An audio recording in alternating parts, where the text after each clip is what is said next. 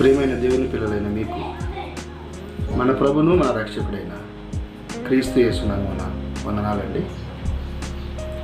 ప్రపంచం ఎరుగని దేవుని యొక్క రాజ్య పరిపాలన కూర్చి ఈరోజు బైబిల్ గ్రంథంలో రాయబడింది తెలుసుకుందాం. దేవుని యొక్క రాజ్యం అనగా క్రీస్తు రాజ్యం, క్రీస్తు పరిపాలన గూర్చిన వివరాలు బైబిల్ గ్రంథంలో ఎలా ఉన్నాయో చూద్దాం. చాలామంది 1000 ఏళ్ల పరిపాలన, యేసుక్రీస్తు ప్రభు ఈ లోకానికి వచ్చి ఎప్పుడు పరిపాలన చేస్తాడు అని ఎన్నో చెప్పారు. వాటన్నిటిని పక్కన పెట్టి బైబిల్ గ్రంథంలో 1000 ఏళ్ల పరిపాలన గూర్చిన సందర్భం ఎలా ఉంది అని మొదటి నుంచి మనం తెలుసుకుందాం. ఏమండి, ఎన్నో ఎన్నో ఎన్నో చెప్పారు, ఎన్నో విన్నాం. వాటన్నిటినీ పరిశీలన చేద్దాం. ముందుగా బైబిల్ గ్రంథము ఏం చెప్పిందో యేసుక్రీస్తు పరిపాలన గురించిన విషయాలు మనం బైబిల్ గ్రంథం నుండి మాట్లాడుకుందాం. ఏమండి, డినామినేషన్స్ ఉన్న పక్కన పెట్టండి. ప్రతి ఒక్కరి దగ్గర ఒకే బైబిల్ ఉంది, ఒకే క్రీస్తుని నమ్ముకున్నాం. ఎవరు చెప్పినా క్రీస్తు గురించి ఒకటే చెప్పాలి. కనుక ఈరోజు బైబిల్ గ్రంథములో 1000 ఏళ్ల పరిపాలన అనగా క్రీస్తు పరిపాలన గురించి మనం మాట్లాడుకుందాం. ఏమండి, క్రీస్తు పరిపాలించాలి అని ఒకవేళ మనము అనుకుంటే పరిపాలించేవాడు రాజు అవుతాడు, అధిపతి అవుతాడు. అంటే యేసు పరిపాలన చేయాలంటే అధిపతిగా ఈ లోకానికి రావాలి, రాజుగా రావాలి. మొట్టమొదటిగా యేసుక్రీస్తు రాజుగా 2వ రాకడలో వస్తాడు అన్న ఒక నినాదం బైబిల్ గ్రంథంలో లేదు, కానీ మనుషులలో ఉందండి. బైబిల్లో ఏముందంటే యేసుక్రీస్తు 2వ రాకడలో ఎందుకు వస్తున్నాడు అన్నప్పుడు బైబిల్ గ్రంథాన్ని మనం చూద్దాం. బైబిల్ గ్రంథంలో 2వ రాకడలో యేసు ప్రభు ఎందుకు వస్తాడు అన్నప్పుడు, ఆయన వచ్చినప్పుడు ఏం జరుగుతుందో పేతురు రాసిన మొదటి పత్రిక 3వ అధ్యాయంలో మనకు స్పష్టంగా రాయబడింది. ఏముందో ఒకసారి చూద్దాం. పేతురు రాసినటువంటి 2వ పత్రిక 3వ అధ్యాయం 10వ వచనం చూద్దాం. పేతురు రాసిన 2వ పత్రిక 3వ అధ్యాయం 10వ వచనం. అయితే ప్రభు దినము దొంగ వచ్చినట్లు వచ్చును, ఆ దినమున ఆకాశములు మహాధ్వనితో గతించిపోవును, పంచభూతములు మిక్కుటమైన వేండ్రముతో లయమైపోవును, భూమియు దాని మీద ఉన్న కృత్యములు కాలిపోవును. ఇవన్నీ ఇట్లు లయమైపోవునవి గనుక ఆకాశములు రవులుకొని లయమైపోవునట్టియు, పంచభూతములు మహావేంద్రముతో కరిగిపోవునట్టియు, దేవుని దినపు రాకడ కొరకు కనిపెట్టుచు దానిని ఆపేక్షించుచు ఆశతో మీరు పరిశుద్ధమైన ప్రవర్తనతోనూ భక్తితోనూ ఎంతో జాగ్రత్త గలవారై ఉండవలెను. అంటే 2వ రాకడ గురించిన విషయాలు ఇక్కడ దేవుని దినపు రాకడ కొరకు ఎందుకు కనిపెట్టాలంటున్నాడంటే పేతురు గారు, ఆయన వస్తే ఆకాశములు రగిలిపోతాయి, పంచభూతములు మిక్కుటమైన వేంద్రముతో లయమైపోతాయి, మొత్తానికి ఈ భూమి అంతా కాలిపోతుంది అని బైబిల్ గ్రంథంలో వ్రాయబడింది. ఏమండి, మనిషి వ్రాయబడిన దానికి విలువనివ్వటం లేదు, కానీ కల్పన కథల వైపుకు వెళ్ళిపోతున్నాడండి.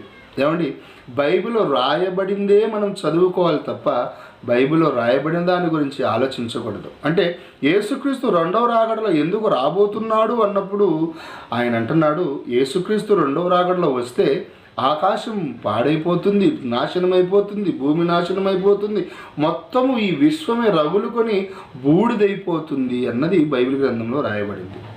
అంటే మొట్టమొదటిగా మనకు అర్థం కావాల్సింది, క్రీస్తు 2వ రాకడలో వస్తే ఏం జరుగుతున్నప్పుడు భూమి నాశనం అవుతుంది.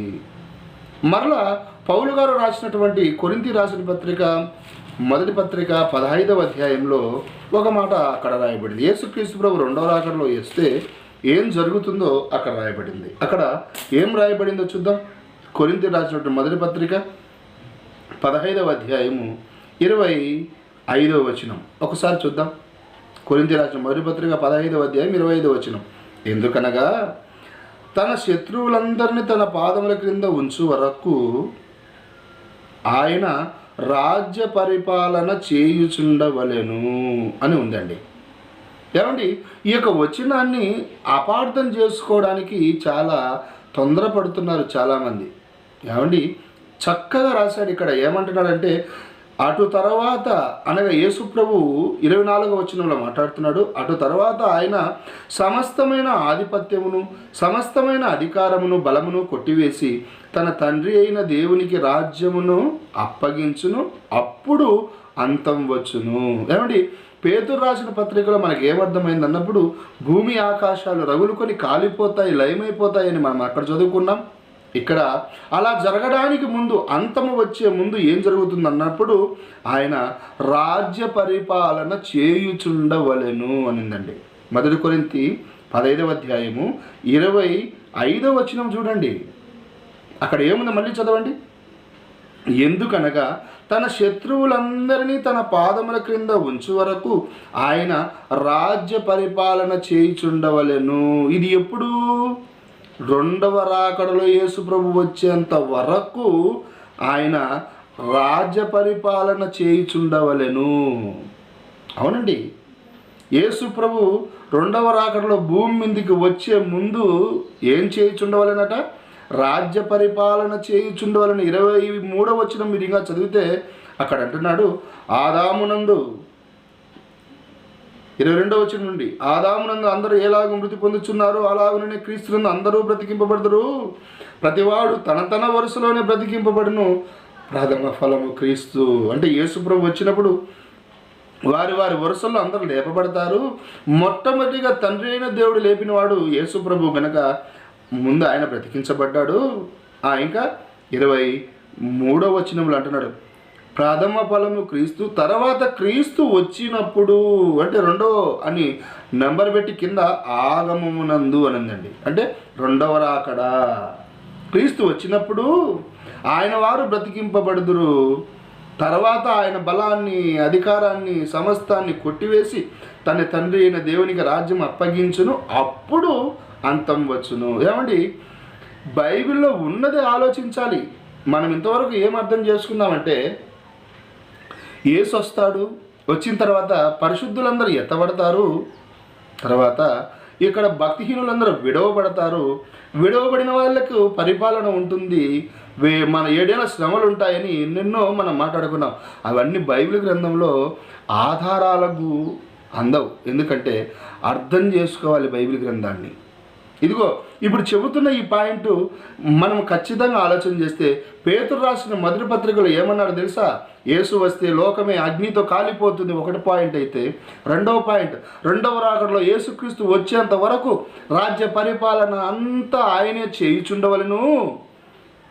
భూమి మీద వచ్చిన తర్వాత ఏం చేయాలంటున్నాడు 24వ వచనంలో, తర్వాత ఈ భూమి మీదకి వచ్చిన తర్వాత రాజ్యమును దేవునికి అప్పగించును, తర్వాత అంతము వచ్చును. అంటే భూమి మీద రాజ్య పరిపాలన చేస్తున్న ఈయన ఈ రాజ్యాన్ని ఎవరికి అప్పగించాలట? రెండవ రాకడలో క్రీస్తు వచ్చినప్పుడు తండ్రి అయిన దేవునికి. అంటే భూమి మీదికి వచ్చే ముందుగానే ఆయన రాజ్య పరిపాలన చేయుచుండవలను అన్న మాట బైబిల్లో ఉంది చూడండి.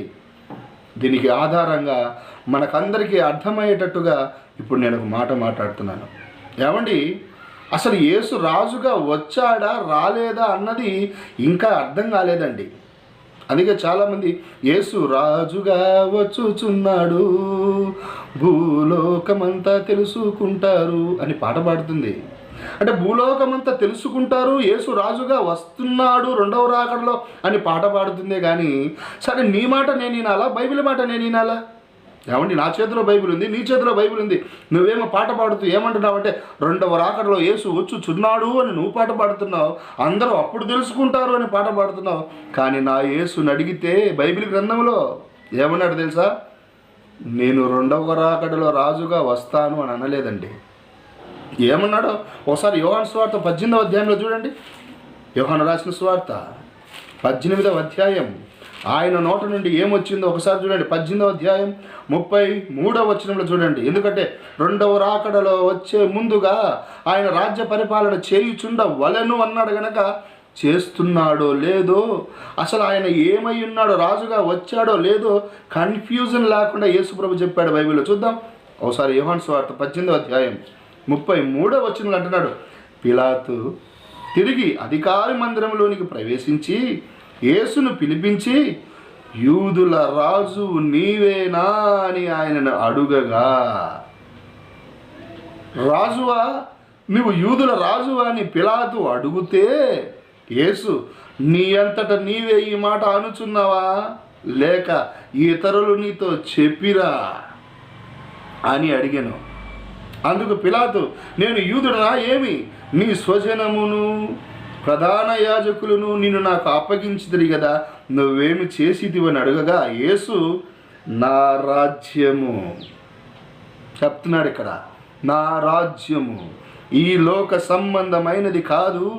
నా రాజ్యము ఈ లోక సంబంధమైనది అయితే నేను యూదులకు అప్పగింపబడకుండానట్లు నా సేవకులు పోరాడుదురు కానీ నా రాజ్యము ఇహ సంబంధమైనది కాదనెను. అంటే రాజ్యమును గురించి చెబుతున్నాడు రాజు.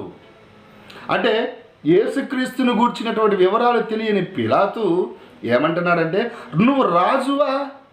నేను కదా రాజును, కుర్చీలో కూర్చున్నది నేనే, నా చుట్టూ సేవకులున్నారు, బంట్రోతులున్నారు, అందరూ నా ముందు రాజుగా ఉన్న నన్ను చూచి సలాము కొడుతున్నారు. నాకు ఒక కిరీటం ఉంది, అధికారం ఉంది, రాజ్యం ఉంది, రాజును నేనయ్యా. నిన్ను చూస్తే ఎలా ఉన్నావో తెలుసా?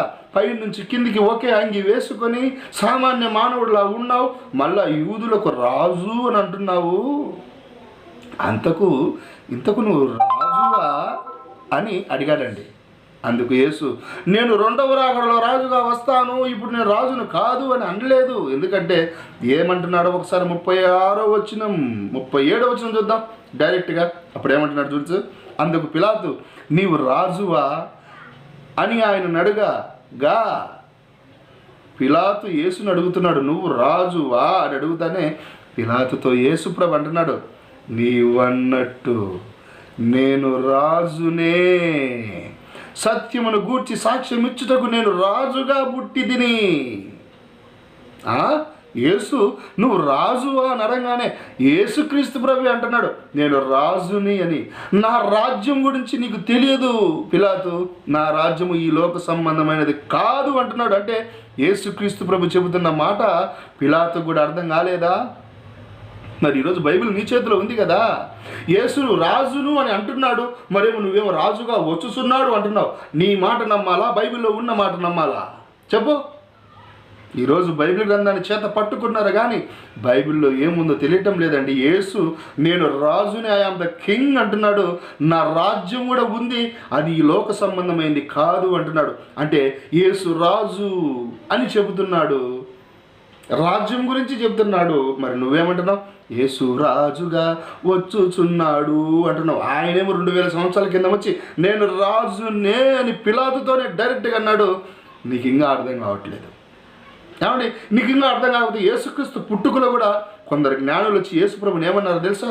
ఒకసారి మత్తయి సువార్త 2వ అధ్యాయం 1వ వచనంలో చూద్దాం ఒకసారి. మత్తయి రాసిన సువార్త 2వ అధ్యాయము 1వ వచనంలో, రాజైన హేరోదు దినముల యందు యూదయ దేశపు బెత్లెహేములో యేసు పుట్టిన పిమ్మట ఇదిగో తూర్పు దేశపు జ్ఞానులు యెరూషలేమునకు వచ్చి, హేరోదు దగ్గరికి జ్ఞానులు వచ్చి ఏమంటున్నారు తెలుసా? 2వ వచనం, మత్తయి సువార్త 2వ అధ్యాయం 2వ వచనం ఏమంటున్నారంటే, యూదుల రాజుగా పుట్టిన వాడు ఎక్కడ ఉన్నాడు? తూర్పు దిక్కున ఆయన నక్షత్రము చూచి ఆయనను పూజింప వచ్చితమని చెప్పిదిరి. ఏమంటున్నారు తెలుసా? యూదులకు రాజుగా పుట్టినవాడు ఎక్కడున్నాడు? యేసు పుట్టుకతోనే రాజుగా పుట్టాడు. పెద్దయిన తర్వాత పిలాతుతో కూడా అంటున్నాడు, ఐ యామ్ ద కింగ్ అంటున్నాడు. యేసు నేను రాజునే అంటున్నాడు. మరి నువ్వేంటి? యేసు రాజుగా రాలేదు, రెండవ రాకడలో వస్తాడు అని అంటున్నావు.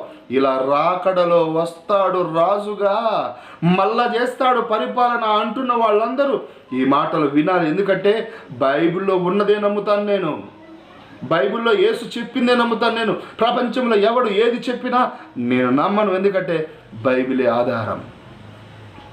యోహాను గారు కూడా ఏం రాశారో ఒకసారి చూద్దాం. 1 యోహాను పత్రిక. పరిశుద్ధుడైన యోహాను పద్మాసు దీపంలో ఉండి అతను ఏం రాశాడో ఒకసారి యోహాను పత్రికలో మనం చూస్తే, యోహాను రాసిన 1వ పత్రిక 2వ అధ్యాయము 22వ వచనం చూడండి ప్రియులారా. యోహాను రాసిన మొదటి పత్రిక 2వ అధ్యాయం 22వ వచనం.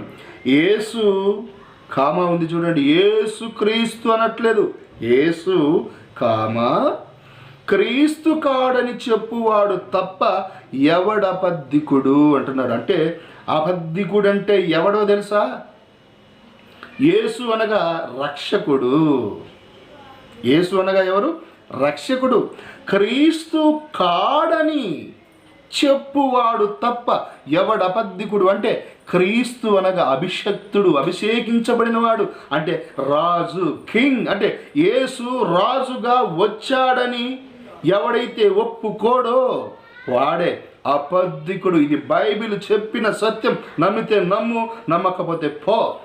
ఎందుకంటే బైబిల్ గ్రంథంలో ఉన్నది నువ్వు నమ్మాలి. నీ సొంత మాటలు చెబితే నమ్మకూడదు. ఎందుకంటే ముఖమాటం ఉండదండి, బైబిల్ గ్రంథం ఇది. ఎందుకంటే పరలోకంలో ఉన్న దేవుడు ఆవేశంతో ప్రతి ఒక్కరికి తెలియాలని రాయించాడండి. యేసును రాజుగా ఎవడైతే ఒప్పుకోడో, యేసు క్రీస్తు కాడని చెబుతాడో వాడు అబద్ధికుడు. ఇప్పుడు నేను యేసు రాజు అని చెబుతున్నాను, అబద్ధం చెప్పట్లేదు. బైబిల్లో ఉన్న ప్రకారంగా యేసే క్రీస్తు. యేసు రాజుగా వచ్చాడు. పిలాతు దగ్గర నేను రాజును అన్నాడు. నా రాజ్యము గురించిన విషయం నువ్వు తెలుసుకోవాలంటే అది ఈ లోక సంబంధంగా ఆలోచన చేస్తే తెలియదు అన్నాడు. ఏమండి, ఈరోజు నేను ఒక్కనే యేసు రాజు అని చెప్పాను అనుకుంటున్నారా? లేదండి. మా తండ్రి జయశాలి గారు మాకు నేర్పిన విద్య, ఆయన అబద్ధాల్లోకి వెళ్ళిపోకుండా క్రైస్తవ్యాన్ని నిజంలోనికి తీసుకురావడానికి 25 సంవత్సరాల కఠోర శిక్షణలో ఏమండి ప్రపంచానికి అర్థం కాని సంగతులను బయట పెట్టాడండి. ఈరోజు నేను నేర్చుకున్న ఈ విద్య మా డాడీ గారి దగ్గర, ఆయన పాదాల దగ్గర నేర్చుకున్నదండి. లేకపోతే నేను కూడా యేసు రాజుగా వచ్చుచున్నాడు, భూలోకమంతా తెలుసుకుంటారు, 7 ఏళ్ల శ్రమలు 7 ఏళ్ల విందు అనుకుంటూ నేను కూడా ఉండిపోయేవాడిని. నిజం అర్థమైంది. ఎందుకంటే నేను మనుషుల మాటలు నమ్మలేదు, బైబిల్ను పరిశోధించి తెలుసుకున్నాను. మా డాడీ చెబుతున్నాడు, దాన్ని నిజమా కాదా అని తెలుసుకున్నాను, గుడ్డిగా నమ్మలేదు. అవునండి. ఇప్పుడు యేసు క్రీస్తు కాడని చెప్పువాడు తప్ప, అంటే యేసు రాజుగా వచ్చాడని చెప్పాలి. అలా చెప్పని వాడే అబద్ధికుడు. 2వ రాకడలో రాజుగా వచ్చుచున్నాడని నువ్వు అంటున్నావంటే మొదటి రాకడలో రాజుగా రాలేదు, రాజు కాదు అంటున్నావు. అర్థం అంటే అబద్ధికులు ఎవరో ఇక్కడ అర్థమైపోయింది.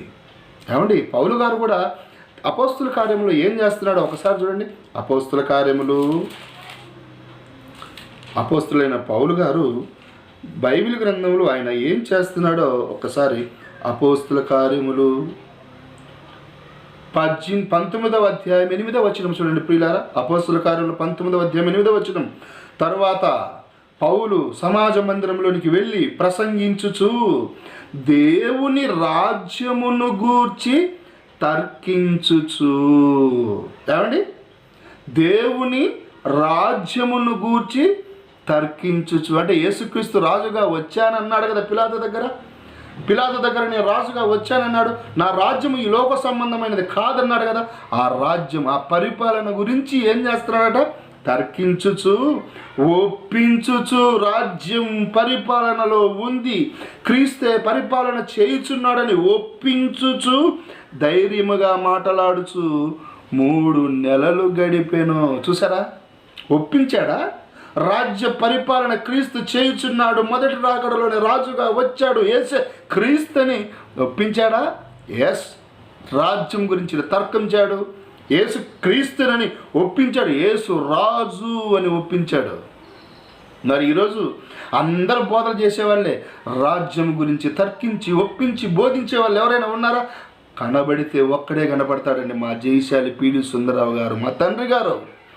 ఏమండి, ఉన్నది ఉన్నట్టు బోధించి అర్థం చేసుకోవడానికి బదులు అపార్థం చేసుకోకండి. ఎందుకంటే ముఖమాటంతో బైబిల్ గ్రంథాన్ని మనిషి మీద ద్వేషంతో నువ్వు ఒప్పుకోకపోతే అగ్నిగుండంలో కలకాలం కాలిపోతావు, అక్కడ సుఖంగా ఉంటుందనుకుంటున్నావా? ఏంటి నీ బిల్డప్? క్రీస్తుని గురించి తెలుసుకోవాలి, తెలియకపోతే ఇంకా తెలుసుకోవాలి. ఈ లోకంలోనే ఏది డౌట్ వచ్చినా, ఈ లోకంలో ఏది అర్థం కాకపోయినా గురువు దగ్గరికి వెళ్ళి అడిగి తెలుసుకుంటామే మళ్ళీ. మరి బైబిల్ గ్రంథంలో ఉన్న విషయాలు, నిత్య జీవానికి వెళ్ళిపోయే విషయాలు ఇందులో ఉంటే నువ్వెందుకు తెలుసుకో? అందుకే పౌలు గారు యేసే క్రీస్తుని తర్కించుచు ఒప్పించుచు ఎందరి ముందర వాక్యం చెప్పారండి. ఇది అర్థం కాక ఈరోజు క్రైస్తవ్యం ఏమైపోయిందంటే తప్పుదారి వెళ్ళిపోతుంది. అందుకే పౌలు గారు మనకు క్రీస్తు యేసునని ఒప్పించడానికి ఏం చేశాడంటే ఆయన జీవితకాలం అంతా చూడండి ఒకసారి అపోస్తుల కార్యం 28వ అధ్యాయం 23వ వచనం. అతనికి అపోస్తుల కార్యం 28వ అధ్యాయం 23వ వచనం. అతనికి ఒక దినము నియమించి అతని బసలోనికి అతని యొద్దకు అనేకులు వచ్చిరి. ఉదయము నుండి సాయంకాలం వరకు అతడు దేవుని రాజ్యమును గూర్చి పూర్తిగా సాక్ష్యం ఇచ్చుచూ మోషే ధర్మశాస్త్రములో నుండి ప్రవక్తలలో నుండి సంగతులెత్తి యేసును గూర్చి వివరముగా బోధించుచు వారిని ఒప్పించుచుండెను. రాజ్యము యేసుకు వచ్చింది, రాజే పరిపాలన చేస్తున్నాడు, యేసుక్రీస్తు ఇప్పుడు పరిపాలనలో ఉన్నాడని ఎక్కడి నుంచి వివరాలు తీశాడట? మోషే గ్రంథములో నుండి ప్రవక్తల గ్రంథములో నుండి సంగతులు ఎత్తి యేసు రాజ్యము గురించి బోధిస్తున్నాడట. అంటే ప్రియులారా, ఇంతవరకు మీరు విన్న విషయాలు బైబిల్ గ్రంథంలో ఉన్న ప్రవక్తలు రాసిన పుస్తకాల్లో నుండి ఆయన ఒప్పించాడంటే ఇప్పుడు యేసు రాజ్యం గురించిన విషయాలు ఎక్కడున్నాయి తెలుసా? పాత నిబంధన గ్రంథము నుండే ఉన్నాయి. అవును, ఈరోజు అన్నీ చెప్పడానికి మీరు ఇష్టపడరు కాబట్టి కొన్ని విషయాలు మాత్రమే నీకు చెప్తాను. ఎందుకంటే బైబిల్ గ్రంథాన్ని మనం ఎలా పరిశీలించాలంటేనండి, చాలా మంచి మనసుతో పరిశీలించాలి. ఏమండి, ఇప్పుడు యేసు రాజుగా వస్తాడు, యేసు వచ్చి రాజ్య పరిపాలన ఎప్పుడో చేస్తాడని గుడ్డిగా ఉన్న ఈ లోకానికి ఇప్పుడు ఒక సంగతి అర్థమైంది. ఏంటో తెలుసా? యేసు రాజుగా వచ్చాడు, వచ్చి రాజ్యాన్ని స్థాపించి పరిపాలన చేస్తున్నాడు. గనకనే పౌలంతటి వాడు ఒప్పించి తర్కించి దేవుని రాజ్యం గురించి పాత నిబంధనలో నుండే ఒప్పిస్తున్నాడంటే గ్రేట్ కదండి. ఈరోజు కూడా ఆయన రాజ్యమును గురించిన విషయాలు మొట్టమొదటిగా యేసు రాజుగా పుట్టుకతోనే పుట్టాడు. తూర్పు దేశపు జ్ఞానులు యూదుల రాజుగా పుట్టినవాడు ఎక్కడ ఉన్నాడని యేసు రాజుగా గుర్తించారు ఆ రోజు జ్ఞానులు.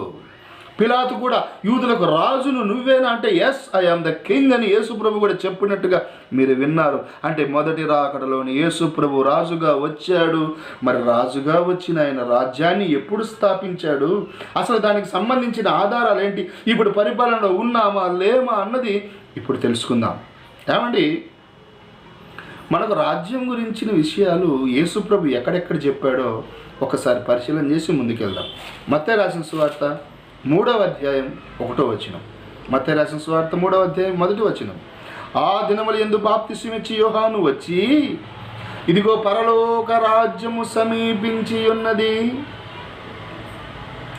మారు మనసు పొందుడని యూదయ అరణ్యములో ప్రకటించుచుండెను. పరలోక రాజ్యము సమీపించి ఉన్నది గనక, రాజ్యము సమీపించింది, మారు మనసు పొందండి అని బాప్తిసమిచ్చి యోహాను కూడా రాజ్యం గురించి చెప్తున్నాడు యేసు ప్రభువు కంటే ముందుగానే. తర్వాత అదే మత్తయి సువార్తలో 17వ వచనంలో చూస్తే ఏం జరుగుతుందో చూడండి. అప్పటి నుండి యేసు 17వ వచనం, మత్తయి సువార్త 3వ అధ్యాయం 17వ వచనం. అప్పటి నుండి యేసు పరలోక రాజ్యము సమీపించి ఉన్నది గనుక మారు మనసు పొందుడని ప్రకటించుచు మొదలుపెట్టిందే రాజ్యం గురించిన స్టార్టింగ్ మెసేజ్. ఎందుకంటే రాజు కదా, రాజుగా వచ్చిన ఆయన రాజ్యం గురించి చెప్తున్నాడు. నిజమండి, యోహాను గారు కూడా యేసు రాజ్యం గురించి చెప్తున్నాడు, పరిపాలన గురించి తెలియాలిగా. యేసు ప్రభు బాప్తిసం ఇచ్చి యోహాను రాజ్యం గురించి మొదలుపెట్టారు. ఇంకా ఈరోజు క్రైస్తవ్యానికి ఆ రాజ్యం ఎక్కడ ఉందో, ఆ రాజుగా వచ్చిన యేసు ఎలా పరిపాలన చేస్తున్నాడో అర్థం కావట్లేదు. అందుకే ఈ మాట అన్నిటినీ మనం పరిశీలన చేస్తే ప్రార్థనలో కూడా ఏమంటున్నాడు తెలుసా? మత్తయి సువార్త 6వ అధ్యాయం ఒకసారి మనం పరిశీలన చేస్తే, పరలోకమందున్న మా తండ్రి అని మాట్లాడుతూ మత్తయి సువార్త 6వ అధ్యాయం 9వ వచనం నుంచి చూద్దాం. కాబట్టి మీరు ఇలాగ ప్రార్థన చేయండి. శిష్యులతో చెప్తున్నాడు, పరలోకమందున్న మా తండ్రి, నీ నామము పరిశుద్ధపరచబడును గాక, నీ రాజ్యము వచ్చుగాక. ఈయన మొదలుపెట్టిందే ఏదాంతో మొదలుపెట్టాడు స్వార్థ? మారు మనసు పొందండి, పరలోక రాజ్యము సమీపించింది అని చెప్పిన ఈయనే ప్రార్థన చేయండి, రాజ్యం వచ్చును గాక. ఎందుకంటే రాజుగా నేను వచ్చాను, నాకు ఇంకా రాజ్యము రాలేదు. రాజుగా పుట్టాను కానీ రాజ్యము లేదు. ఎందుకో తెలుసా? నా రాజ్యము ఏమైందో ఇప్పుడు మీకు నేను చెబితే అర్థం కాదు, ఒకడు చెబుతాడు చూడండి. ఈ లోక రాజ్యం అంతా దేవునికి అయిన యేసుక్రీస్తు పాదాల కింద ఉండవలసింది ఎవరి దగ్గర ఉందట? అదే మత్తయి రాసిన సువార్త 4వ అధ్యాయము. పరిశుద్ధుడైన మత్తయి రాసిన సువార్త 4వ అధ్యాయము 8వ వచనం. మరలా అపవాది మిగుల ఎత్తైన ఒక కొండ మీదకి ఆయనను తోడుకొని పోయి ఈ లోక రాజ్యములన్నిటినీ వాటి మహిమను ఆయనకు చూపి, నువ్వు సాగిలపడి నాకు నమస్కారము చేసిన ఎడల వీటన్నిటినీ నీకిచ్చేదనని ఆయనతో చెప్పగా, యేసు ఆయనతో, సాతానా పొమ్ము, ప్రభువైన నీ దేవునికి మొక్కి ఆయన మాత్రం సేవింపవలను అన్నదండి. ఏమండి, యేసుప్రభుని ఎత్తైన కొండ మీదకి తీసుకెళ్ళి ఈ లోక రాజ్యములని నేను చూపించి, రాజుగా వచ్చావా నాన్న? యేసు, నువ్వు రాజుగా వచ్చావా? పిల్లప్పుడే హేరోదుతోనే 2 సంవత్సరాలు ఉన్నప్పుడే చంపేద్దామనుకున్నా, నువ్వు రాజుగా వచ్చావని. కానీ కుదరలేదు, పెద్దవాడి అయ్యావుగా. అయితే రాజుగా వచ్చిన నీకు ఈ లోక రాజ్యములన్నీ ఇస్తా, ఎందుకంటే ఆ రాజ్యములన్నీ నాకు అప్పగింపబడి ఉన్నవి. అంటే నా పాదాల కింద ఉన్నాయి, చీకటిలో ఉన్నాయి. ఏంటి ఈ రాజ్యాలన్నీ? ఈ రాజ్యాలన్నీ ఏమనుకుంటున్నావు? ఈ లోక రాజ్యాలంటే అప్పటికి ఆ లోక రాజ్యాలు ఏవో కాదండి. మనకు అర్థం కావడానికి బైబిల్లో దేవుడు, సాతానే యేసు ప్రభుతో ఈ లోక రాజ్యాలని నా కాళ్ళ దగ్గర ఉన్నాయి, నువ్వు నాకు మొక్కు, నీకు ఇస్తా అంటే, నీకు మొక్కి నేను తీసుకోవడం ఏంటి ఈ యొక్క రాజ్యాన్ని? రాజు అంటే ఏమనుకున్నావు? ఈ రాజును తక్కువ అంచనా వేసావా నువ్వు అని, నువ్వు మొక్కాల్సింది నాకు అన్నాడండి. మరి ఆ లోక రాజ్యాలన్నీ ఏవి అన్నప్పుడు, ఇప్పుడు ఆ లోక రాజ్యాల గురించి మనం తెలుసుకుందాం. దానియేలు గారు రాసినటువంటి 2వ గ్రంథం, దానియేలుకి రాసినటువంటి గ్రంథంలో 2వ అధ్యాయంలో ఆ లోక రాజ్యాల గురించి ఒక కళ కంటాడండి. ఎవరంటే నెబుకద్నెజరు గారు. నెబుకద్నెజరు గారు కలగన్నప్పుడు ఆ కళలో మనకు అందరికీ తెలిసినటువంటి విషయమే ఏంటంటే, ఆయన ఒక కలగన్నప్పుడు తల బంగారు, ఇత్తడి, మట్టి, ఇలా ఒక విగ్రహం అన్నది పైనుండి కిందికి కనబడుతుందండి. కనబడుతున్నప్పుడు ఆ కళాభావం ఏంటో తెలియక అల్లాడిపోతుంటారు ఎవరన్నప్పుడు ఈ నెబుకద్నెజరు మహారాజు. మరి ఆ కళాభావం చెప్పడానికి ఎవరున్నారు ఆ రాజ్యములు అని వెతికిస్తే ఆయన కనబడిన ఒక వ్యక్తి దానియేలు గారు. ఆ దానియేలు గారు ఆ కళాభావం చెప్తున్నాడండి. ఏంటండి ఈ బంగారు విగ్రహము, ఈ పెద్ద విగ్రహం నాకు కనపడింది ఏంటి అని కలత చెందుతున్నాడు. ఎందుకంటే ఈ లోక రాజ్యాలని నాకు అప్పగింపబడి ఉన్నవి అని దయ్యం అన్నది కదా. ఆ లోక రాజ్యాల గురించి బైబిల్లోనే రాయబడింది, సొంత ఆలోచనలోనికి వెళ్ళకండి. బైబిల్లో ఏముందో చూద్దాం, ఆ లోక రాజ్యాలు ఏంటో చూద్దాం. దానియేలు గ్రంథం 2వ అధ్యాయం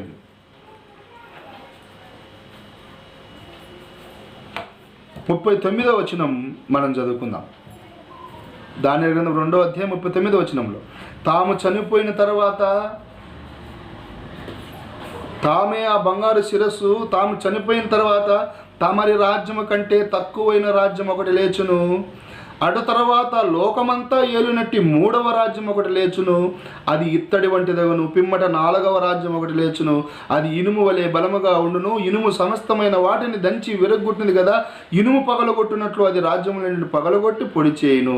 పాదములను వేలును కొంత మట్టుకు కుమ్మరి మంటిదిగాను, కొంత మట్టుకు ఇనుపది మట్టిదిగాను తమరికి కనబడిన కనుక ఆ రాజ్యములో భేదములుండును. అయితే ఇనుము బురదతో కలిసి కన్నట్టు కనబడిన కనుక ఆ రాజ్యములు అలాగును, నేను ఆ రాజ్యము ఇనుము వంటి బలము గలదై ఉండును. ఇలా కిందికి చెప్పుకుంటూ వస్తాడండి. అంటే ఈ లోక రాజ్యాలు ఏంటివో తెలుసా? ఒకటి, ఫస్ట్ నెబుకద్నెజరు గురించి చెప్తున్నాడు.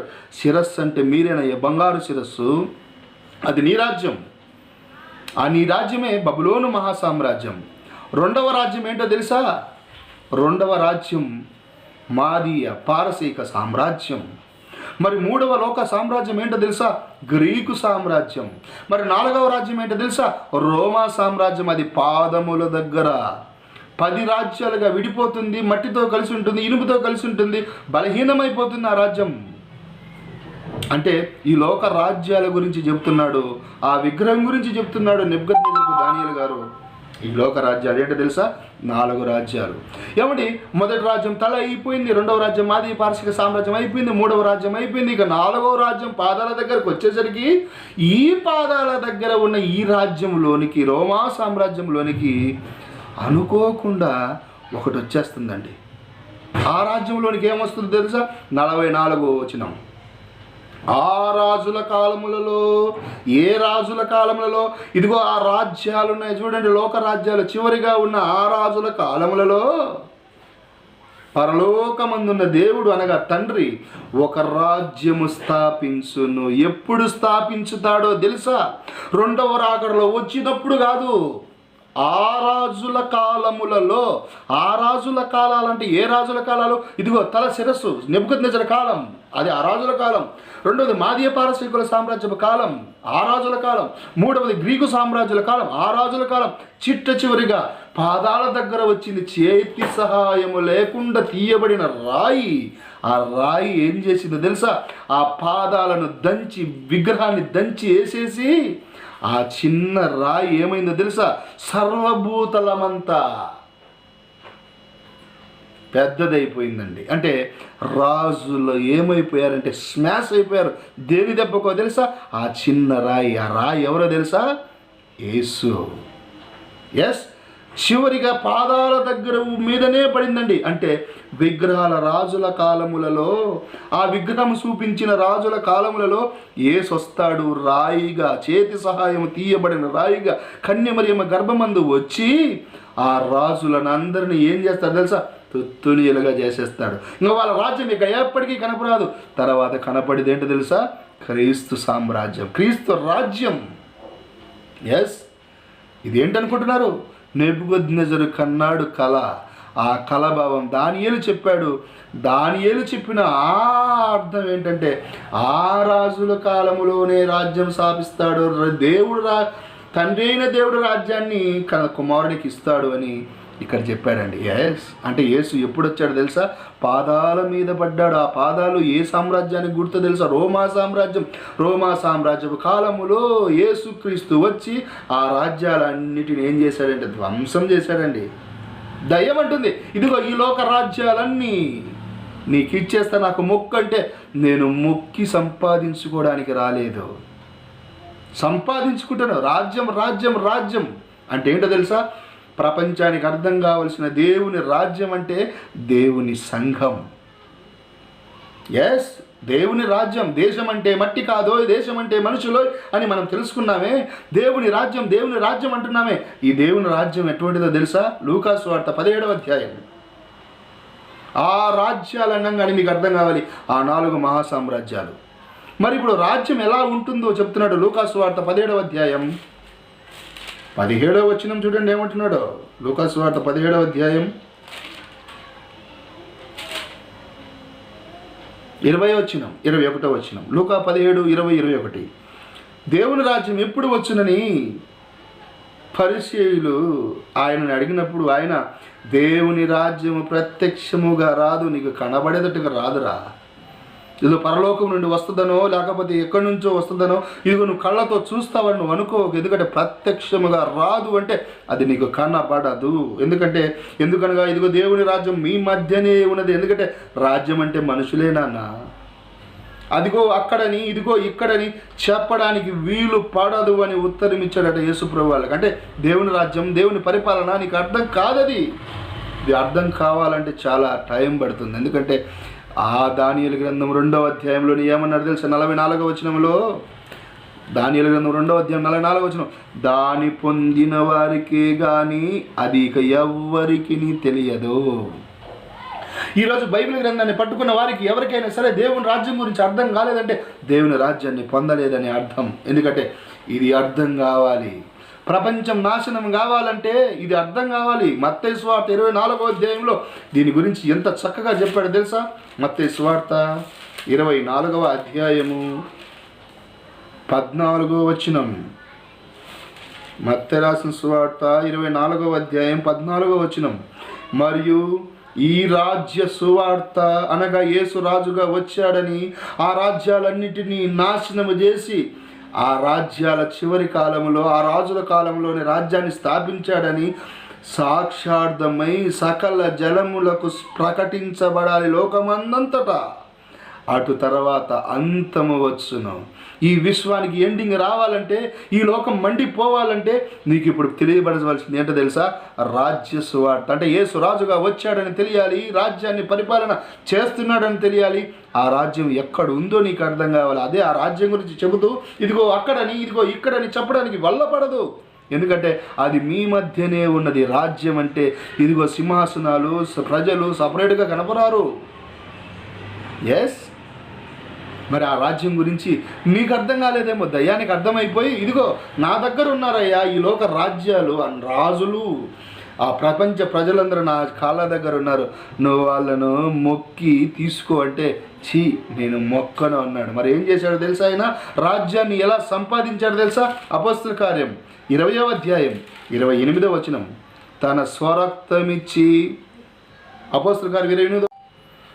ఆ రాజ్యము ఎలా వస్తుందో యేసుక్రీస్తు చెబుతున్నాడు. మార్కు సువార్త 9వ అధ్యాయం 1వ వచనంలో, మరియు ఆయన అనగా యేసుక్రీస్తు ఇక్కడ నిలిచి ఉన్న వారిలో కొందరు దేవుని రాజ్యము బలముతో వచ్చుట మీరు చూచు వరకు ఇదిగో మీలో ఎవరు కొంతమంది చనిపోరు అన్నాడండి.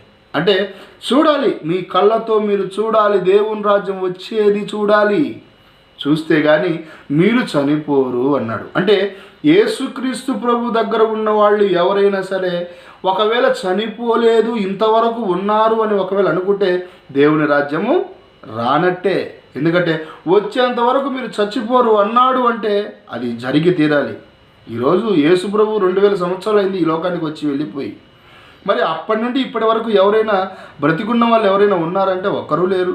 మరి ఈ మాటను బట్టి మనకి ఏమర్థమవుతుందంటే ఇదిగో నా రాజ్యం ఇంకా రాలేదు, వచ్చేది చూస్తారు, చూసినంత వరకు మీరు మరణము రుచి చూడరు అన్నారు. కనుక యేసు ప్రభు రాజ్యం కొరకు వాళ్ళు కనిపెట్టుకుని ఉన్నారు. ఏమండి, మనం అప్పుడు 7 సిలువలో పలికిన 7 మాటలని మాట్లాడుతుంటాం. అందులో మనకు ఒక మంచి దొంగ అంటుంటాం. ఆ దొంగ ఒక మాట అడిగాడండి. యేసుక్రీస్తు ప్రభుని గురించి బాగా తెలుసు కనుకనే మంచి మాట మాట్లాడాడు. ఏంటంటే, యేసు నీవు నీ రాజ్యముతో వచ్చినప్పుడు నీవు నన్ను జ్ఞాపకము చేసుకో అంటాడండి. ఏమంటాడు తెలుసా? యేసు నీవు నీ రాజ్యములోనికి వచ్చినప్పుడు నన్ను జ్ఞాపకము చేసుకో అంటాడు. అంటే యేసు ప్రభు గురించి, యేసు ప్రభు రాజుగా వచ్చాడని తెలుసుకొని ఆయన రాజ్యం గురించిన విషయాలు కూడా అర్థమైపోయి ఏమంటున్నాడంటే నీవు నీ రాజ్యములోనికి వచ్చినప్పుడు నన్ను జ్ఞాపకం చేసుకో. అంటే అప్పటికి ఇంకా యేసుప్రభు రాజ్యము రాలేదు. అందుకే యేసుప్రభు కూడా ఆలోచన చేసి ఇదిగో నా రాజ్యం రాలేదు కదా, ఇదిగో నా రాజ్యం బలముతో వచ్చుట నా శిష్యులు చూడాలి, అంతవరకు నువ్వు ఇంకా బ్రతికి ఉండలేవు కాబట్టి నువ్వు నేడు నాతో కూడా పరదేశులో ఉండు అన్నాడు. పరదేశం అంటే పరలోకం కాదు. అబ్రహాము ఎదురు చూస్తున్నాడు చూడండి ఆ లోకం. బీదలాజరు వెళ్ళాడని చూడండి, అబ్రహాము రొమ్ము నానుకుంటున్న బీదలాజరు, ధనవంతుడు బీదలాజరు దగ్గర అక్కడికి వెళ్ళిపోయాడు. నీవు నేడు నాడుతో కూడా పరదేశులో ఉండు అని. మరి ఇప్పుడు ఆ దొంగతో యేసుప్రభు అన్నాడు, నీ రాజ్యంలోనికి వచ్చినప్పుడు నన్ను జ్ఞాపకం చేసుకున్నావు కదా, అయితే నా రాజ్యం వచ్చినంత వరకు నువ్వు బ్రతకలేవు కాబట్టి నువ్వు పరదేశం వెళ్ళిపో అన్నాడు. మరి ఆ రాజ్యం ఎప్పుడు వచ్చింది, ఎలా వచ్చింది అన్నప్పుడు, శిలువలో దొంగ మాట్లాడుతున్నప్పుడు కూడా యేసుప్రభు రాజ్యం రాలేదు. మరి ఎలా వచ్చిందో తెలుసా? ప్రకటన గ్రంథం 5వ అధ్యాయం ఆయనకు ఎలా వచ్చిందో రాజ్యం ఒక్కసారి చూద్దాం.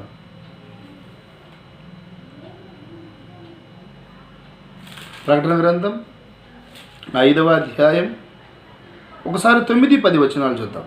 ఆ పెద్దలు నీవు ఆ గ్రంథమును తీసుకున్న దాని ముద్రను విప్పుటకు యోగ్యుడవు, నీవు వధింపబడిన వాడవై నీ రక్తమిచ్చి ప్రతి ప్రజలోను, ప్రతి భాష మాట్లాడు వారిలోను, ప్రతి జనములోను, ప్రతి వంశములోను దేవుని కొరకు మనుషులను కొని మా దేవునికి వారిని ఒక రాజ్యముగాను యాజకులుగాను చేసితివి గనుక వారు భూలోకమందు ఏలుదరని కొత్త పాట పాడుదురు అన్నాడు. అంటే రాజ్యాన్ని ఎలా సంపాదించుకున్నాడంటే చనిపోయాడు, రక్తమిచ్చాడు, అలా ప్రాణం పెట్టడం ద్వారా స్వరక్తమిచ్చి సంపాదించాడు రాజ్యాన్ని. అంటే యేసుక్రీస్తు ప్రభువు తన రాజ్యాన్ని ఎలా సంపాదించుకున్నాడో, ఆ రాజు అన్నప్పుడు ప్రాణాలు పెట్టి దయ్యం దగ్గర మొక్కి సంపాదించుకోలేదు.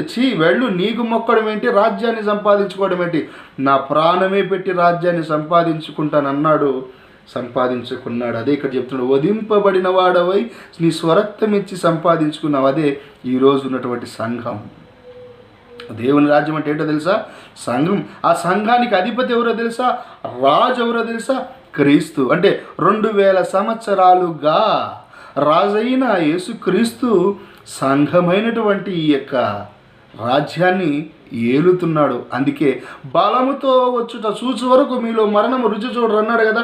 ఈ రాజ్యం ఎలా వచ్చిందంటే మనకు అర్థం కావడానికి చెబుతాను. పేతురు రాసిన మొదటి పత్రిక 2వ అధ్యాయం 9వ వచనం. పేతురు రాసినటువంటి మొదటి పత్రిక 2వ అధ్యాయం 9వ వచనంలో మనకు వివరణ ఇస్తున్నాడు. వివరణ. పేతురు రాసిన మొదటి పత్రిక 2వ అధ్యాయం 9వ వచనం. అయితే మీరు చీకటిలో నుండి, అనగా ఒకప్పుడు లోకరాజ్యాలన్నీ ఎవరి చేతిలో ఉన్నాయి? చీకటిలో ఉన్నాయి. అంటే దయ్యం చేతిలో ఉన్నాయి.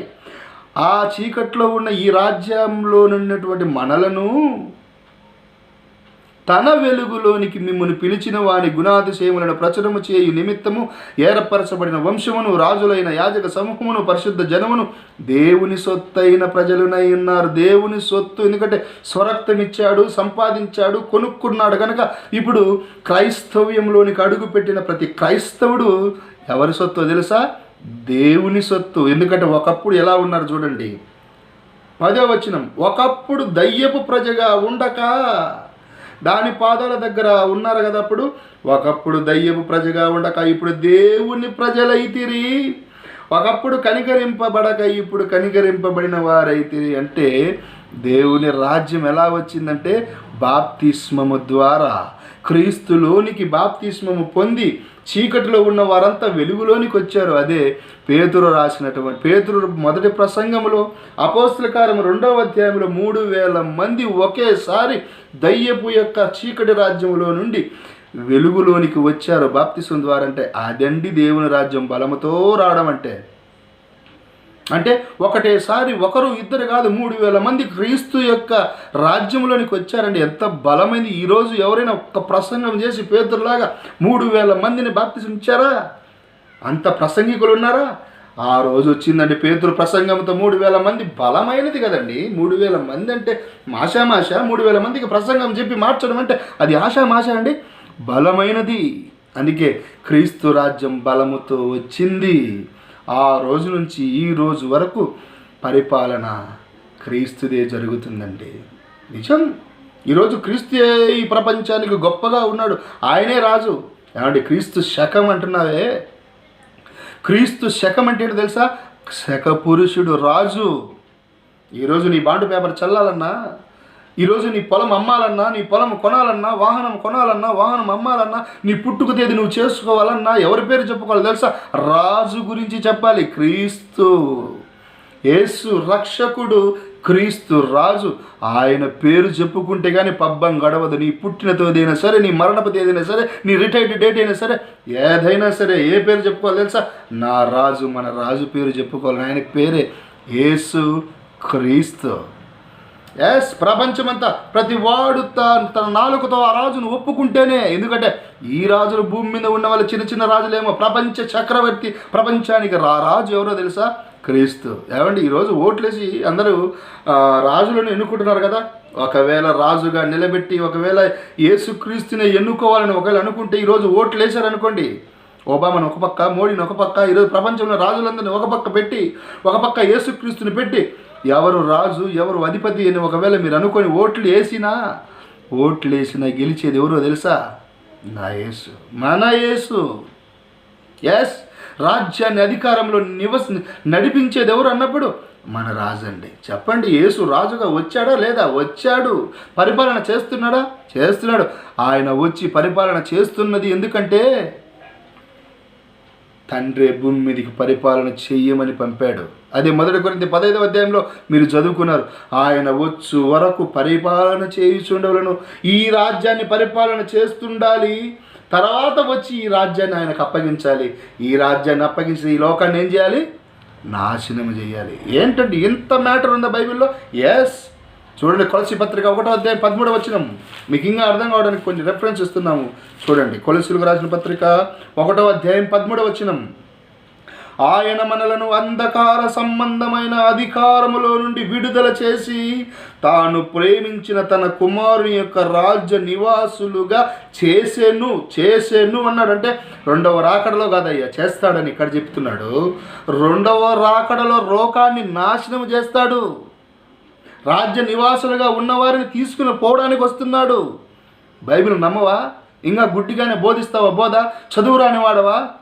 దేవుని వాక్యాన్ని తప్పుగా బోధిస్తే నీకు క్షమాపణ లేదు. ఎందుకంటే రాజ్యం గురించిన, పరిపాలన గురించిన విషయాలు బైబిల్లో ఇంత కూలంకషంగా ఉంటే 1000 ఏళ్ల పరిపాలన అంటున్నావు. దానికి కూడా అర్థం చెబుతాను. అపోస్తులైన పౌలు ఒప్పించి యేసు రాజ్యం గురించి ఇక్కడ రాస్తున్నాడు. ఆయన అంధకార సంబంధమైన అధికారంలో ఒకప్పుడు లోకరాజ్యాలన్నీ దయ్యానికి అప్పగింపబడి ఉన్నాయి కదా, అవన్నీ ఆ రాజ్యం, ఆ పార్టీలో నుంచి క్రీస్తు పార్టీలోనికి, అనగా ఆయన రాజ్యంలోనికి మనలను నివాసులుగా చేశానంటే ఇప్పుడు మనం నివాసిస్తున్నాము. యోహాను గారు కూడా 1వ అధ్యాయంలో ప్రకటన గ్రంథం రాస్తూ ఏమంటున్నారు తెలుసా? ప్రకటన గ్రంథం 1వ అధ్యాయంలో ఆయన ఏమంటున్నారు? ఒకసారి 9వ వచనం చూడండి. మీ సహోదరుడను యేసును బట్టి కలుగు శ్రమలోను రాజ్యములోను పాలివాడనైన నేను, రాజ్యములో పాలివాడను. ఇదిగో మీరు ఇక్కడ నిలిచిన వారిలో యేసు రాజ్యం బలముతో వచ్చుట చూసి వరకు మరణం రుచి చూడని చెప్పాడు కదా యేసుక్రీస్తు. ఆ మాట బాగా తెలుసుకున్నవాడను, రాజ్యం ఎలా వచ్చిందో చూచిన వాడను, ఇప్పుడు ఆ రాజ్యములో పాలివాడనంటాడు. యోహాను గారే యేసుక్రీస్తు పరిపాలనలో నేనున్నాను అంటున్నాడు. పౌలు గారు యేసుక్రీస్తు పాలనలో నేనున్నాను అంటున్నారు. మరియు శిష్యులంతా పరిపాలనలో ఉన్నారని అంటుంటే, పౌలు గారు పరిపాలనలో ఉన్నాను అంటుంటే, మరి ఇప్పుడేంటి మీరు పాట పాడుతున్నారు? యేసు రాజుగా వచ్చుచున్నాడు అంటుంటే, ఇంతవరకు వచ్చి రాజ్యాన్ని సంపాదించి స్వరక్తం ఇచ్చి ఇంతవరకు పరిపాలన చేస్తున్న ఈ పరిపాలన అంతా ఏంటి? తప్పు నీదా బైబిల్దా? చెప్పండి. అందుకే యేసుక్రీస్తు అంటున్నాడు, ఇది అందరికీ అర్థం కాదు. ఎందుకంటే ఆ రాజ్యము పొందిన వారికే తప్ప మరి ఎవరికి చెందదు. అందరూ ఈ రాజ్యానికి వారసులు కాలేరు. మనం మాట్లాడుతుంటాం కదండి, తాగుబోతులను, దొంగలను, అధికారులను, ఏంటంటే పాపాలు చేసే వాళ్ళంతా దొంగలను, వేశ్యలను, వ్యభిచారులను ఈ రాజ్యమునకు స్వతంత్రించుకున్న నేరంటే నువ్వు ఇంకా యేసుక్రీస్తు గురించి అర్థం కాక, ఇంకా రాజ్యం గురించి అర్థం కాక, నువ్వు ఇంకా దొంగగా, పాపిగా, వ్యభిచారిగా, దుర్మార్గుడుగా ఉంటే నీకు ఈ రాజ్య పరిపాలన గురించి అర్థం కాదు. ఒకసారి నీ అజ్ఞానంలో నుంచి బైబిల్ గ్రంథంలోనికి రా. మరి 1000 ఏళ్ల పరిపాలన అంటున్నావు. ఇప్పుడు 2000 సంవత్సరాలు అవుతుంది పరిపాలన. 2000 సంవత్సరాల పరిపాలన ఇది కాదయ్యా. ప్రకటన గ్రంథంలో ఎందుకు 1000 ఏళ్ల పరిపాలన అన్నాడో ఒక్కసారి అది కూడా చూద్దాం. ప్రకటన గ్రంథం 20వ అధ్యాయం 4వ వచనం నుంచి మనం చదువుకుంటే అక్కడ ఒక మాట ఉంటుంది. ఏంటో తెలుసా? యేసు విషయమై 4వ వచనం మధ్యలో వచ్చి చదువుతున్నాను. ఇక్కడ యేసు విషయమై తామిచ్చిన సాక్ష్యము నిమిత్తమును దేవుని వాక్యము నిమిత్తమును శిరచ్ఛేదనము చేయబడిన వారి ఆత్మలను చూచితిని. వారు బ్రతికిన వారు 1000 సంవత్సరములు క్రీస్తుతో కూడా రాజ్యము చేసిరి. ఆ 1000 సంవత్సరములు గడుచు వరకు కడమ మృతులు బ్రతకలేదు. ఇది ఏ మొదటి పునరుద్ధానము. ఇక్కడ 1000 సంవత్సరాలు అన్నాడని నువ్వేదో 1000 సంవత్సరాలు అనుకుంటున్నావేమో. ఏమండి, ఇక్కడ మృతులు అనగానే మనకి ఇద్దరు గుర్తుకు రావాలి. వాక్యము నిమిత్తం శిరచ్ఛేదనం చేయబడిన వారు అంటే శిష్యులు, భూమి మీద ఉన్న ప్రవక్తలు ఒకప్పుడు యేసు ప్రభు గురించి చెప్పి చంపబడిన వారు ఒక మృతులైతే, కడమ మృతులు అంటున్నాడు కదా, వీళ్ళెవరో తెలుసా? అపరాధముల చేతున, పాపముల చేతున చచ్చిపోయిన వాళ్ళండి వీళ్ళు. నమ్మని వారు. వీళ్ళందరి గురించి చెప్తున్నాడు. కడమ మృతులు బ్రతకలేదు, కానీ అంతకుముందు దేవుని కోసం చనిపోయిన వాళ్ళు యేసు ప్రభుతో రాజ్యం చేసిరి. అంటే యేసు ప్రభు ఎప్పుడైతే మరణించాడో ఆ చనిపోయిన నీతిమంతులు, భూమి మీద నమ్ముకుంటున్న నీతిమంతులు ఇప్పుడు యేసుక్రీస్తుతో కూడా రాజ్యం చేస్తున్నారు. కడమ మృతులు బ్రతకలేదంటే వీళ్ళు అపరాధముల చేత, పాపముల చేత చచ్చిన వారు. వీళ్ళు నమ్మరు సత్యాన్ని చెప్పినా. ఈ 1000 సంవత్సరాలు భూమి మీద ఉన్న మనకు అర్థం కావాలంటే మొదటిగా ఆదాము గారికి ఎన్ని సంవత్సరాలు తెలుసా? 1000 సంవత్సరాల ఆయుష్ ఇచ్చాడు ఆయన. ఇప్పుడు కూడా మనం ఎవరినైనా ఆశీర్వదించినప్పుడు ఏమంటాం తెలుసా? నిండు 100 ఏళ్ళు బ్రతుకంటాం. అంటే నిండు 100 ఏళ్ళు బ్రతకమనా? కాదు. అందులో అర్థం ఉంది, అందులో భావం ఉంది. ఇక్కడ 1000 సంవత్సరాలు అనగానే 1000 సంవత్సరాలు కాదు, ఇక్కడ పొరపాటు పడుతున్నారు. అసలు ఈ రాజ్యం పరిపాలన గురించిన విషయం మీకు అర్థమైతే మీరు ఎప్పటికీ మాట్లాడరు ఈ మాటలు. ఎందుకంటే యెషయా గారు ఒక మాట చెప్పాడు ఈ రాజ్యం గురించి. 1000 ఏళ్ళు అనలేదు. యెషయా గ్రంథం చివరి వచనం చదువుకుందామండి. ఆ 1000 సంవత్సరాల గురించి మీకు అర్థం కావడానికి ఈ రెఫరెన్స్ యెషయా గ్రంథం 9వ అధ్యాయము 6వ వచనం చూడండి. యెషయా గ్రంథం 9వ అధ్యాయం 6వ వచనం. ఏలయనగా మనకు యేసు ప్రభు పుట్టెను, మనకు యేసు ప్రభు అనుగ్రహింపబడెను, ఆయన భుజము మీద రాజ్యభారముండును. పుట్టినప్పటి నుంచే తన ప్రాణం ఇచ్చైనా సరే రాజ్యాన్ని సంపాదించాలన్న భారము ఉండెను. ఆశ్చర్యకరుడు, ఆలోచనకర్త, బలవంతుడైన దేవుడు, నిత్యుడు, తండ్రి, సమాధానకర్తకు అధిపతి నేను పేరు పెట్టుకొడును. ఇది మొదలుకొని మితి లేకుండా రాజ్యానికి వృద్ధియు క్షేమము కలుగునట్లు సర్వకాలము దావీదు సింహాసనమును రాజ్యము నియమించును. న్యాయం వలనను నీతి వలనను రాజ్యమును స్థిరపరచుటకు అతడు సింహాసనాసీనుడై రాజ్య పరిపాలన చేయును. అనగా యేసు ప్రభు చేస్తాడు. సైన్యములకు అధిపతి యెహోవా ఆసక్తి కలిగి దీనిని నెరవేర్చును. అదే కొలస్సీ 1:13 చదివాం. ఆయన దేవుడైన ఈ తండ్రి అయిన దేవుడు తన కుమారునికి రాజ్యాన్ని ఆసక్తి కలిగి అనుగ్రహించాడని. దానికి పరిపాలనకు ఏమంటున్నాడు? సర్వకాలము, ఇది మొదలుకొని మితి లేకుండా. అంటే ఇంక నేను ఈ సంవత్సరం ఆ సంవత్సరం అని చెప్పలేవు. ఆ పరిపాలన ఎన్ని రోజులు ఉంటుందో నీకు అర్థం కాదు. అక్కడ చెప్పాడు అర్థం. 1000 ఏళ్ళని నువ్వు అక్కడ ప్రకటన గ్రంథంలో రాసేదానికి 1000 ఏళ్ళని నువ్వు గిరిగీసుకున్నావు. ఆయన రాజ్యానికి 1000 ఏళ్ళు కాదు, 2000 కాదు, అసలు మితి లేకుండా ఎన్ని ఏళ్ళైనా వెళ్తాడు. ఇప్పటికి వచ్చి యేసుప్రభు 2000 సంవత్సరాలకు వెళ్తున్నాడు. ఇప్పుడు 2000 సంవత్సరాల పరిపాలన బైబిల్లో ఉందా? లేదు. అది అర్థం, అది భావం అర్థం చేసుకోకపోతే 1000 ఏళ్లలోనే మిగిలిపోతావు. ఇది అర్థం కాక సర్వకాలం అగ్నిగుండంలో కాలిపోతావు. కనుక సర్వకాల జనములకు సాక్షార్థమై రాజ్య సువార్త ప్రకటించబడను అని చెప్పాడు.